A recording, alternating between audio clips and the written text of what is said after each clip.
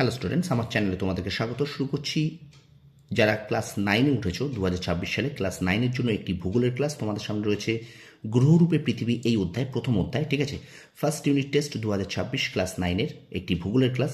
গ্রহরূপে পৃথিবী এই অধ্যায় থেকে আমরা শূন্যস্থান পূরণ করব, ঠিক আছে। তো একটা কথা তোমাদেরকে বারবার বলি, বছরের শুরুতে বলবো, তোমরা প্রত্যেকটা ইউনিট টেস্টে তোমাদের কিন্তু প্রত্যেকটা সাবজেক্টে শর্ট প্রশ্ন প্রচুর আছে। তো শর্ট প্রশ্ন যে যত বেশি করে আসতে পারবে সে কিন্তু তত বেশি নাম্বার পাবে, ওকে। তো চলো শুরু করি। ক্লাস 9 ভূগোলের ক্লাস, গ্রহরূপে পৃথিবী, ফার্স্ট ইউনিট টেস্ট 2026। তো শূন্যস্থান পূরণ করব আমরা। প্রথম থেকে শেষ পর্যন্ত ভিডিওটা দেখবে। চলো শুরু করি ক্লাসটি। দেখো পৃথিবীর নিরক্ষীয় ব্যাস মেরু অপেক্ষা ড্যাশ বেশি। প্রাচীন গ্রিক সভ্যতায় পৃথিবীকে ড্যাশ গোলাকার মনে করা হতো, চ্যাপ্টা। পৃথিবী একটি ড্যাশ গোলক, অভিগত গোলক। পরে প্রশ্ন, ম্যাগেলান স্পেনের ড্যাশ শহর থেকে যাত্রা শুরু করেন, সেভিলে,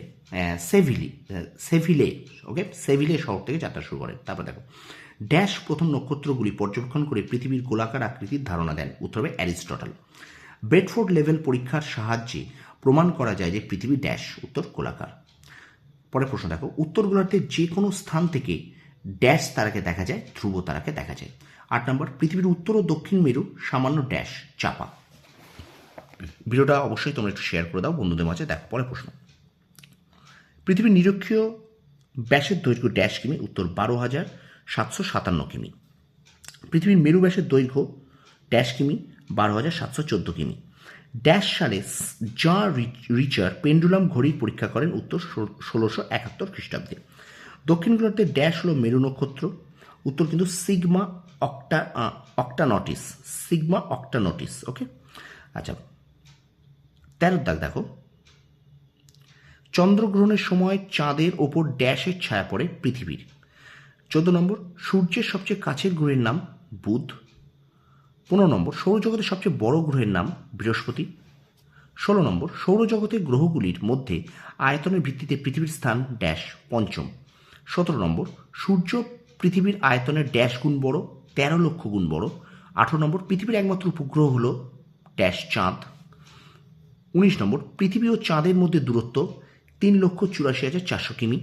20 নম্বর প্রশ্ন, সূর্য ও তার চারিদিকে ঘূর্ণায়মান জ্যোতিষ্কদের একত্রে ড্যাশ বলে, সৌরজগৎ। 21 নম্বর প্রশ্ন, জিপিএসের কৃত্রিম উপগ্রহগুলি ভূপৃষ্ঠ থেকে সাধারণত ড্যাশ কিমি উচ্চতা অবস্থান করে, উত্তর 20,200 কিমি উচ্চতায়। 22 নম্বর প্রশ্ন দেখো, পৃথিবীর আয়তন পরিমাপে প্রথম সচেষ্ট হয়েছিলেন অ্যারিস্টটল। আচ্ছা, এক স্টেডিও ড্যাশ মিটারের সমান 185 মিটারের সমান।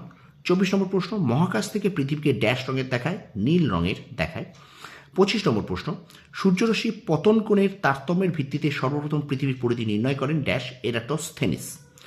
26 নম্বর প্রশ্ন, পৃথিবী যে পথে সূর্যকে প্রদক্ষিণ করে তাকে ড্যাশ বলে, কক্ষপথ।